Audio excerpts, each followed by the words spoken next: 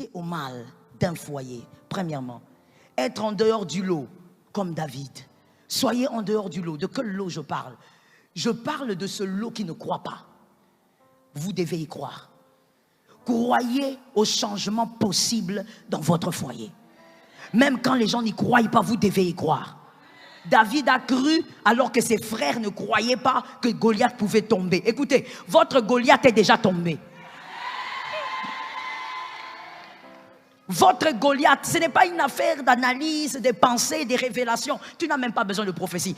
Ton Goliath là, il est déjà tombé. Parce que l'incirconcis doit tomber devant le circoncis. Toi, tu es le circoncis, tu es l'élu de Dieu.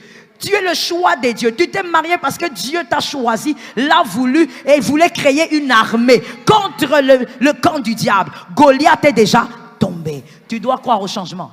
Personne ne peut croire au changement de ton foyer plus que toi-même. Même pas nous les prédicatrices, ne te trompe pas. C'est ton foyer. On est venu, on a prêché, mais en réalité c'est ton mariage. C'est pas le nôtre. Personne ne peut croire en ton mariage plus que toi-même. Et ne pense pas que la prière d'une servante de Dieu suffit. Tu dois croire. Il ne faut pas mélanger les choses. Pas d'amalgame. La prière, l'imposition des mains, c'est bien. Mais c'est toute une vie que tu vis avec cet homme, avec cette femme. Tu dois croire que c'est possible de vivre un changement. Que malgré des choses bizarres que tu vis, Dieu est capable, Dieu est vivant. Le changement n'existe que pour ceux qui croient. Dieu ne peut pas croire à ta place. Non. Dieu ne peut pas croire à ta place. Si Dieu commence à croire à ta place, il n'est plus le consommateur, il devient le serveur. Or, Dieu n'est pas le serveur, il est le consommateur. Il est le consommateur de la foi. Toi, tu sers la foi et Dieu consomme. Est-ce que quelqu'un m'entend? Et donc, tu dois croire à ton foyer. Même quand ta famille n'y croit pas. Maman croit. Ta mère n'y croit pas. Toi, tu crois. Tes frères n'y croient pas. Toi, crois. Tu sais ce que tu as entendu. Tu sais ce que tu as vu. Lorsqu'on est face à Dieu, face aux révélations, on n'entend pas les mêmes choses. Tu sais ce que tu as capté. Tu sais qui t'a introduit dans ce mariage-là. Est-ce que quelqu'un m'entend bien? Crois au changement. Te plaindre d'une situation ne la changera pas. Y croire pourra certainement changer. Arrête de te plaindre. Arrête. Arrête de raconter ta vie partout. Tu es en train de t'exposer pour rien. Toi, tu ne sais pas que quand tu donnes le don, on te critique. Tu ne sais pas ça. Surtout au milieu des femmes. Oh mon Dieu. Avec les femmes, il y a des doctorats, des masters en calomnie. Tu la vois là bien habillée, mais ça ne veut rien dire. Elle peut toujours te critiquer. Parle moins aux hommes, parle plus à Dieu. Et crois au changement. Arrête de raconter les problèmes de ta maison dans toutes les maisons. Calme-toi. Et c'est l'Éternel qui changera les choses. La deuxième chose qu'il faut faire, c'est qu'il faut être téméraire, comme David. Ça peut prendre des années, mais il faut s'y préparer aussi mentalement. Il faut s'y préparer mentalement. Ce sont des choses qu'on ne dit pas des fois aux femmes. Il faut s'y préparer. Il ne faut pas te dire seulement que quand on va te dire entre en retraite, et puis quand tu vas sortir, il aura un cœur changé, un cœur bon. Ça peut prendre des années. Tu peux multiplier des retraites. Mais tu dois être préparé mentalement. Tu dois te dire, moi je ne quitterai pas la terre comme un échec. Mon foyer ne sera jamais un échec. Je croyais que je m'adressais aux femmes. Mon mariage ne sera jamais un échec. Je refuse que mon mariage soit un échec. Écoutez, si votre mariage est un échec, vous produirez des enfants. Merci. Échec. Vous ne pouvez pas permettre ça. Je dis bien ne permets pas. Ton mariage ne peut pas être un échec. Toi-même, tu n'es pas un échec. Comment tu vas permettre au mariage d'être un échec? Même si ça dure, sois téméraire. Plus ça dure, crois encore. Voilà pourquoi tu dois être une femme connectée à Dieu plutôt qu'aux hommes. Connectée à Dieu plutôt qu'à ce que tu vois. Les humains peuvent te tenir pendant un moment, mais ils vont relâcher. Mais sois connecté au Saint-Esprit, il va te revigorer. Est-ce que quelqu'un m'entend? Sois téméraire jusqu'au bout. Que quelqu'un me dise, j'irai jusqu'au bout. Oui, même si ton mariage va très bien, il faut quand même le dire. Le vent violent là ne s'annonce pas. Il faut être téméraire. Ce n'est pas parce que vous dites vouloir une chose que vous l'avez, mais c'est parce que vous y travaillez que vous l'avez. Soyez téméraire dans votre décision de réussir. Des fois, vous savez qu'on parle des choses comme ça. Ne nous écoutez pas seulement, mais essayez un peu de voir votre famille. Visualisez un peu la famille élargie. Voyez ce qu'il y a dedans. Ne voyez-vous pas qu'il faut vraiment que ça change? Ne voyez-vous pas qu'il y a vraiment des choses qui doivent bouger? Est-ce que quelqu'un ne pense pas qu'il est temps de dire trop, c'est trop? Ah oui. Est-ce que tu as bien regardé ta famille? Tu as vu la situation des jeunes hommes dans ta famille? Des jeunes filles? Vous savez, il y a certains cousins, vous les avez seulement parce que c'est les sangs. Mais vous avez honte même de les présenter. Quand tu les présentes, la personne à qui tu présentes a peur. Il se dit peut-être c'est un voleur ou un tueur en série. Il a le visage d'un drogué. Tellement qu'il prend de la drogue, il est dans des choses bizarres.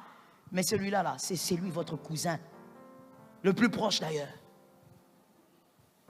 Vous avez besoin d'autre chose dans la famille. Mais sois téméraire. Ne lâche pas. Du désert peut sortir aussi de l'eau douce. Il ne faut pas lâcher. Ne laissez personne tuer votre espérance. Est-ce que quelqu'un m'a entendu? Ne laissez personne tuer votre espérance. Crois en ton mariage, crois. La témérité. Va jusqu'au fond. Va jusqu'au bout. Dieu est fidèle. Je veux dire à une femme ici, Dieu est capable de tout. Moi, j'aime bien qu'au-delà de la dimension humaine, qu'on comprenne aussi la dimension spirituelle. Dieu est au-delà de tout. Dieu peut faire des choses au-delà de ce que tu attends et de ce que tu espères. Dieu peut accomplir des miracles même dans le cœur de ton mari, de ta femme. Il est celui qui tient, la Bible dit, il incline les cœurs de roi. Et il incline ses cœurs comme il veut.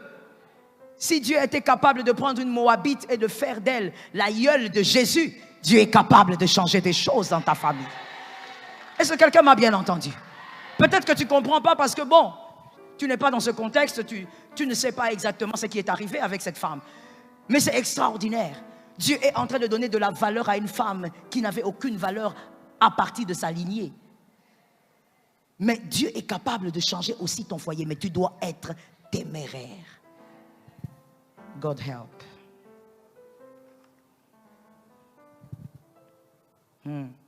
Écoutez, pendant les moments difficiles d'un foyer, d'un couple, arrêtez de regarder à Moïse. Regardez au serpent d'airain. Quand vous regardez à Moïse, à un moment donné, vous pouvez craquer. Est-ce que quelqu'un m'entend? C'est-à-dire, vous avez un pasteur, vous avez des coachs, vous avez des encadreurs, peu importe. Écoutez, ces personnes sont humaines. Combien de femmes se sont plaintes en disant, j'ai appelé le pasteur à telle heure, il m'a parlé fatigue, faiblement, comme s'il ne voulait pas m'écouter. Écoute, ma soeur, il avait sommeil. Des fois, tu ne comprends pas, il est humain. Et des fois aussi, tu peux appeler ton pasteur, mais pendant que tu étais en train d'appeler, il avait déjà des problèmes. Il avait déjà des choses qui le tourmentaient, lui, personnellement, par rapport à sa vie. Alors, au lieu de regarder à Moïse, quand le serpent te mord, regarde au serpent d'airain. Regarde à Jésus. C'est Jésus qui est capable d'arranger les choses qu'un homme ne peut pas arranger. Est-ce que quelqu'un m'entend bien ici? C'est Jésus qui est capable de réparer les choses que même ton pasteur ne pourra pas faire pour toi. Oh, que le pasteur reste à sa place et que Jésus aussi garde sa place. Est-ce que quelqu'un m'entend? Je peux même aller trop loin pour dire, il ne faut pas mélanger les choses entre le rocher et Moïse. Le rocher, c'est le rocher et Moïse, ce n'est qu'un homme. La troisième chose que vous devez faire pour y arriver quand il y a des problèmes dans votre couple, foyer, pour tenir au fait, il faut avoir les pierres, c'est-à-dire les pierres que David avait, c'est-à-dire qu'il faut être outillé, il faut être équipé, comme vous êtes en train de le faire en ce moment, que Dieu vous bénisse. Il faut être équipé au niveau de votre connaissance, vous devez apprendre des choses qui vont vous aider à avoir la bonne attitude quand le vent violent frappe dans le foyer. Mais écoutez, équipez-vous au bon endroit. Équipez-vous à une source pure. N'allez pas écouter n'importe quoi parce que vous êtes en problème. Parce que la vérité, c'est quoi? C'est que quand la femme est en problème, elle va n'importe où. Elle va se jeter n'importe où parce qu'elle souffre tellement. N'écoute pas n'importe qui, n'écoute pas n'importe quoi. Écoute ce qui a pour fondement la parole de Dieu. Est-ce que j'ai entendu quelqu'un ou pas? Écoute ce qui a pour fondement la parole. Tu vas écouter une coach sur les réseaux sociaux, surtout avec maintenant les réseaux. Tu vas écouter une coach qui va te dire, écoute, comme il te fait ça, il n'y a pas de problème. Tu montes sur le lit et puis tu n'ouvres pas tes jambes pendant 2 mois. Et toi, tu vas dire, ah ben oui, voilà. C'est comme ça que je veux punir cet homme. Parce que toi, tu crois qu'un homme, tu peux le punir en fermant tes jambes pendant 2 mois. Tu connais ce que c'est un homme ou tu ne connais pas? Tu n'as jamais parlé de ça, hein? Tu crois que c'est en faisant ça, tu es en train de tuer ton foyer. Tu es en train d'empirer la situation. Tu es en train d'imposer le diable dans ta maison. Et tu vas détruire ton foyer. Pourquoi? Parce que tu avais écouté quelqu'un. Écoute les bonnes sources qui ont pour fondement la parole de Dieu. Je suis d'accord avec toi. C'est un peu bizarre, vous savez, lorsque vous souffrez par exemple des reins et vous allez chez un pédiatre pour vous faire soigner. Je me demande bien qu'est-ce qui va vous arriver. Vous ne pouvez pas aller chez un pédiatre vous faire soigner alors que vous souffrez des reins. Alors des fois, c'est ce qui nous arrive. On a des problèmes, mais on va au mauvais endroit pour avoir des solutions. Soyez équipés, mais au bon endroit. Toute bonne réflexion ne sont pas forcément à appliquer pour vous. Non. C'est comme on l'avait dit, tout homme bien ou toute femme bonne n'est pas forcément pour vous. Ce n'est pas parce qu'une femme est bonne qu'elle est votre femme. Vous n'êtes pas censé épouser toutes les bonnes femmes. Vous êtes censé épouser votre bonne femme. Vous n'êtes pas censé épouser tout homme parce qu'il est bon. Et donc, une pensée peut être bonne, une réflexion peut être bonne, mais est-ce que c'est applicable par rapport à votre vie? Que l'Éternel vous aide. Le 4e et le dernier point, je dis ici, c'est que vous devez avoir les 5 pierres de David. J'ai dit, mais je veux maintenant expliciter, je veux vous citer les 5 pierres de David. Comment je les présente? Comment vous devez avoir ces 5 pierres en tant que femme, en tant qu'homme? Premièrement, vous devez avoir des bons conseillers autour de vous, qui vous conseillent selon la parole de Dieu. Un bon conseiller, ce n'est pas celui qui te dit ce que tu veux entendre. J'ai vu ça souvent chez les femmes. Elles viennent au bureau, elles te posent un problème, mais elles veulent une réponse qu'elle a dans son cœur. Right? Elle a déjà une réponse. Et quand tu donnes la réponse, elle te regarde et dit, maman, t'es sûre? Mais tu es venu me poser la question parce que tu crois en ma sagesse. Pourquoi tu me poses la question si je suis sûre? Au fait, elle a déjà sa réponse. Ayez des bons conseillers. Deuxièmement, ayez une église locale qui vous permet de mûrir par une parole et une fraternité réelle. Vous devez avoir une église locale.